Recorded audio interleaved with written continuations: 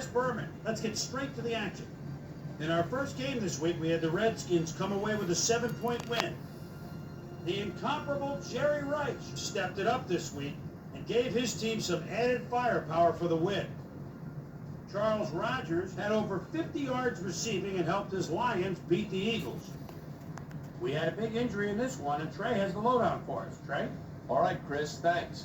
In front of you, we've got the AFC Infirmary report. And as you can see, they were hit hard this week. Plaxico Burress won't see action for a while, so this offense is going to have to make do without it. X-rays confirming the original diagnosis. It's a broken ankle, and that'll keep him out for 8 weeks. In front of you, we've got the NFC list. And as you can see, they could form their own mash here. Chris Cash is probably the one that most leaps out at you. He's suffering from a pulled calf muscle, and that'll keep him out for 5 weeks. So that'll do it for now. Chris, let's send it back to you. Cardinals, Falcons. Peerless Price came up with a huge play here as they cover a lot of real estate on this one. The Falcons go on to win this by the final score of 35-21.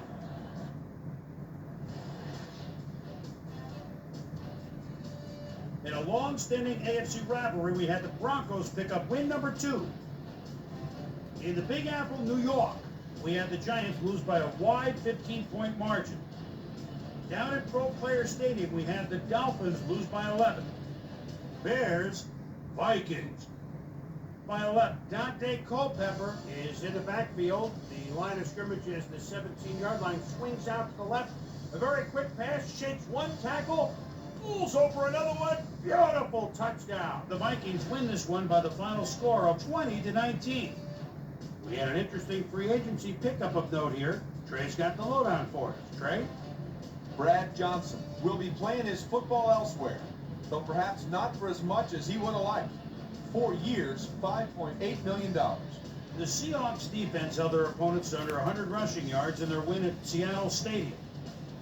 The Packers lost on the road, but will get to head home and meet the Giants. Saints, Rams. Giant. Aaron Brooks calls signals at the 12-yard line. He's so dangerous, buying time. Moves out of the pocket, fires, touchdown. The Saints go on to win this by the final score of 17-14. Tyrone Calico stepped it up this week and gave his team some added firepower for the win. Todd Uriah Heep pulled down 100-plus receiving yards and helped his Ravens beat the Bengals.